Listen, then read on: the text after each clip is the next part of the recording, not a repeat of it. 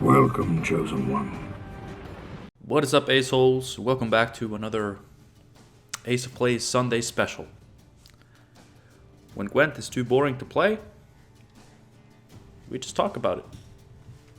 Apparently once a week, on Sundays. It's nice. It's a nice tradition. Today, I want to talk about Infuse. It's one of the new keywords from the latest expansion. And for those who don't know exactly what it does, it's a status that adds effects or categories to a card. Removing the status also removes the added effects and categories, so if you purify it, it's gone. And a lock will also disable the infused abilities, not the categories, because you can't lock a category. You can lock an ability, an infused ability is no exception. So this is one of the new keywords from the expansion, and honestly, one of my favorite things to happen in Gwent in a while.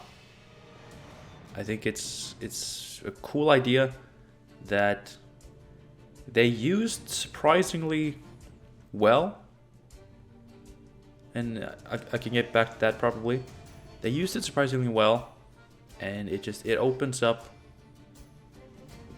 endless amounts of new doors, ways to go with abilities in the future. I think the Chameleon was probably the first one we got, but like Antherian was one of the first. It's one of the simpler ones. It just infuses an ally unit with harmony, so it gives an ally unit harmony.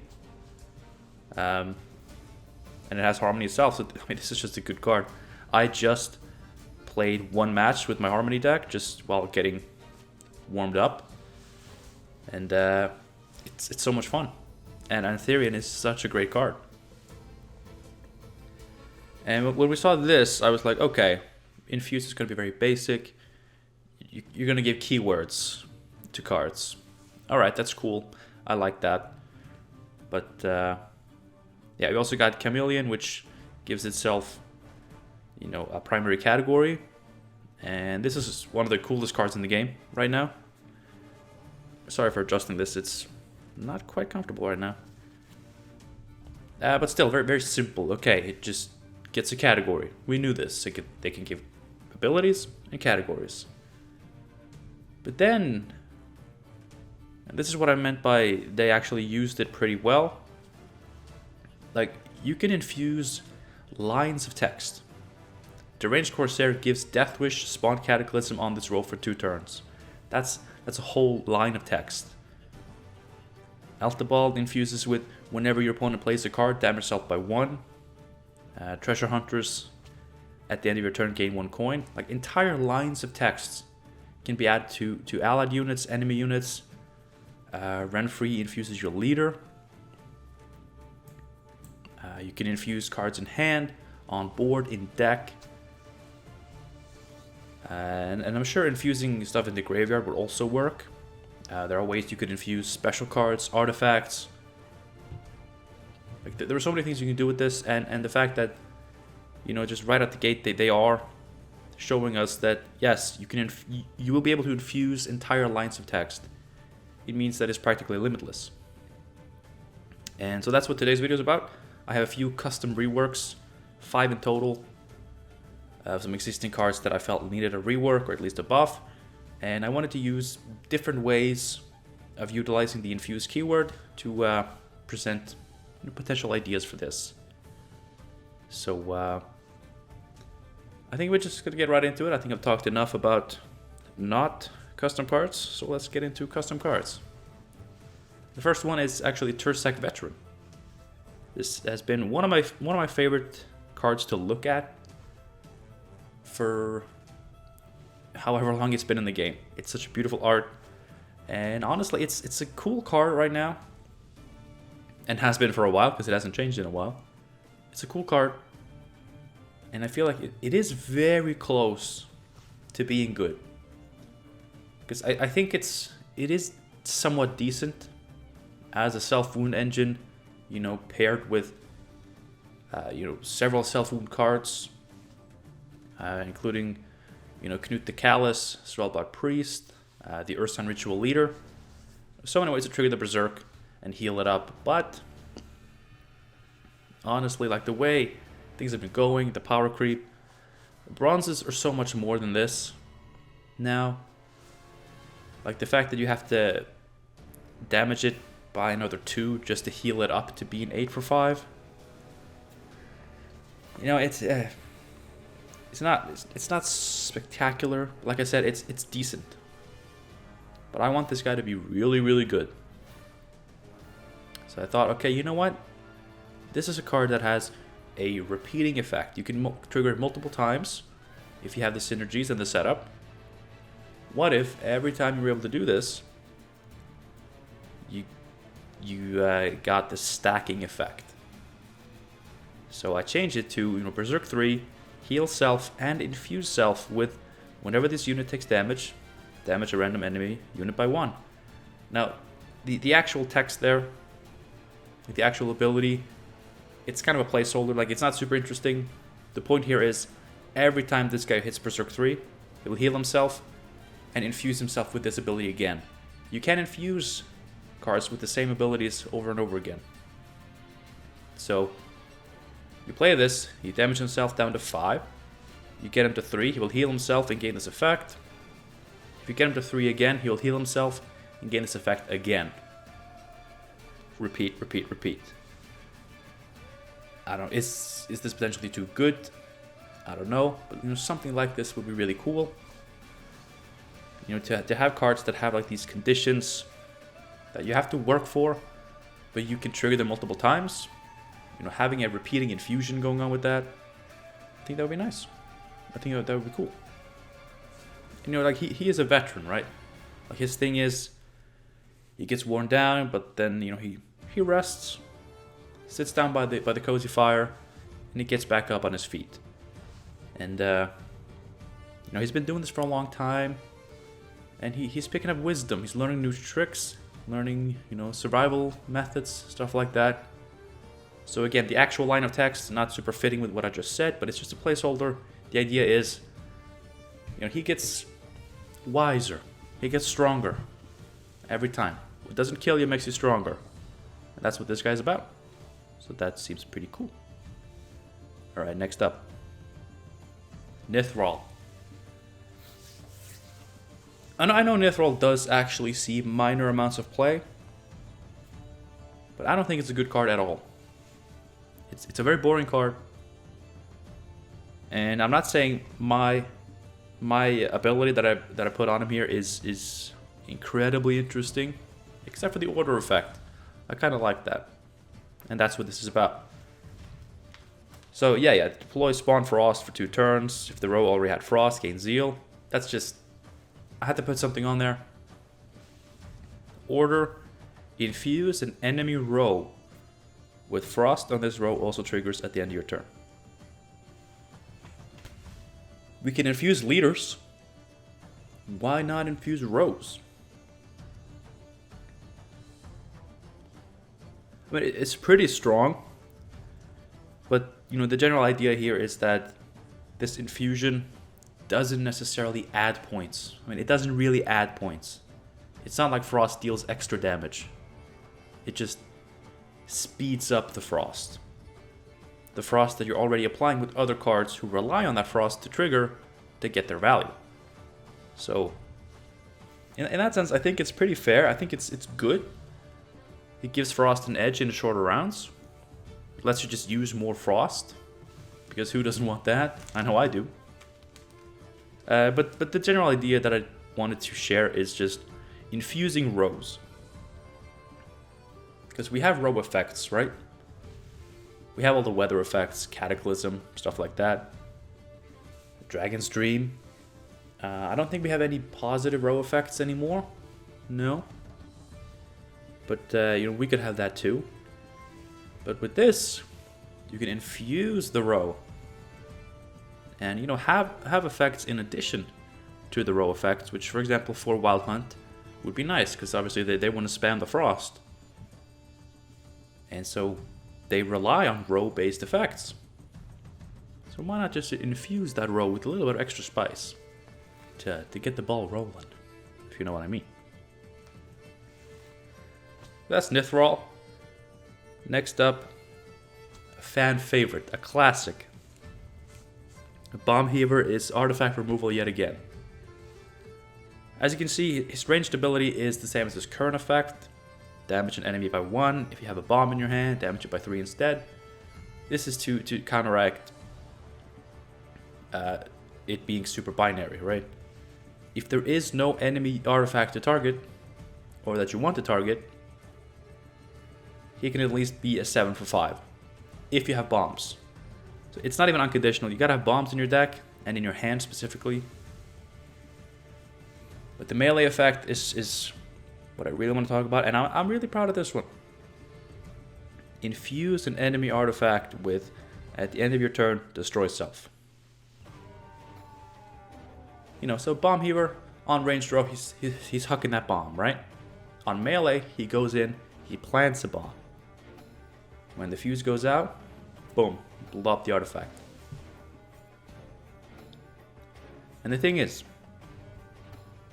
yes, he's a 4 for 5 that destroys an artifact, just like back in the day. But this is not nearly as broken, because you give your opponent a turn. And this is very important. If the opponent plays a scenario, and you play Bomb Heaver, let's say they play Endless Voyage, the new pirate scenario. You play Bomb Heaver. That's a bad example, because the new scenarios have passive effects that don't really matter. Okay. Your opponent plays Siege, alright? You play Bomb Heaver. They get a turn to play a Siege engine, trigger Chapter 1, and get the battering ram before the Siege is destroyed. So you're only denying them Chapter 2. So you play a 4 for 5, and they play... I mean, we do have to think in terms of the cards actually getting full value, so the battering ram is a 7, at least. It could be more. And the reinforced trebuchet is at least a 4, but usually you do get some pings off with it. Even if it's just a 4, like that's 11 points. If you're able to remove the battering ram afterwards, you know, those points go towards your removal card, not Bomb Heaver. So we count it as a 7. So that's a minimum of 11 points. 2 siege engines on the board for 14 provisions. Alright. Alright, they paid 9 provisions more than you. But in return they also got like 7 more points. And I think that's fair. Because the way removal cards get value is by trading up in provisions most of the time. So trading down 7 points, but you're trading up 9 provisions. That's a little bit of a gain there. But not a massive one, like in the past when he just destroyed it right away. That was crazy. And another one is Necromancer's Tome. Now that's 8 provisions. Plays for 0. Then you play Bomb Heaver. They get a turn to trigger it. And if they have the right setup, they should be able to get like 7 to 9 points from one trigger. So they pay 3 provisions more than you did. But they get like 3 to 5 more points. Because you give them a turn to trigger it. And yeah. There are artifacts this won't work on, like Megascope. But I mean, it seems the direction we're going is that bronze cards aren't really intended to be removed that often, you know? And honestly, that's okay. Like, if you can't destroy a Megascope, alright, fine. It's not that threatening. I mean, sure, if it gets 9 points on a Griffin or 10 points on a Greatsword, that's pretty good. It's pretty good. But we just gotta live with that, you know? But yeah, like infusing artifacts in general is something that is definitely possible. And, you know, like there's no purifying artifacts, so it would be a very permanent infusion. But I think using Infuse as a 1-turn delayed artifact removal can allow for more flexibility in the power of the artifact removal. And how does this bomb heaver fare against Verification?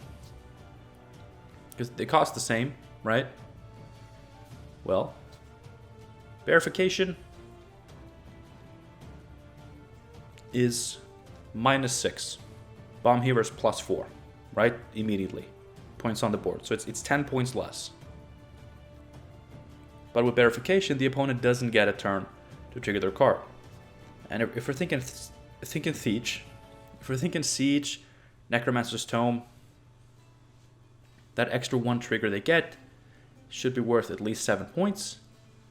So that 10-point difference between Bomb Hero and Verification becomes more of a 3-point difference, which I feel is made up for the fact that Verification can play for 10 points on your side, whereas Bomb Heaver's backup effect is just 7 points. So it's kind of with Bomb Heaver, you get better artifact removal, a few points better, but if you don't get the remove an artifact, it's a few points less as a backup plan. So I think that's fair.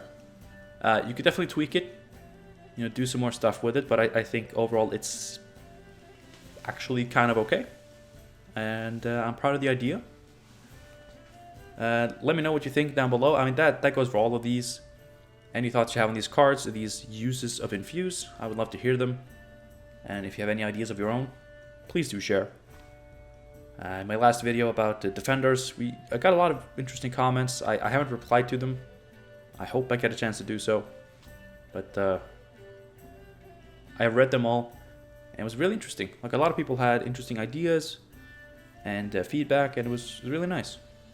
I appreciate that engagement, and I do hope I get to set aside some time to just sit down, reply to the comments. Moving on, we have 2 more. Call of the Forest. This is a simple one. This is not really a super interesting, I want to share this cool idea for Infuse. This is just a change. Call of the Forest now plays a Scoia'tael unit from your deck and boost it by 1.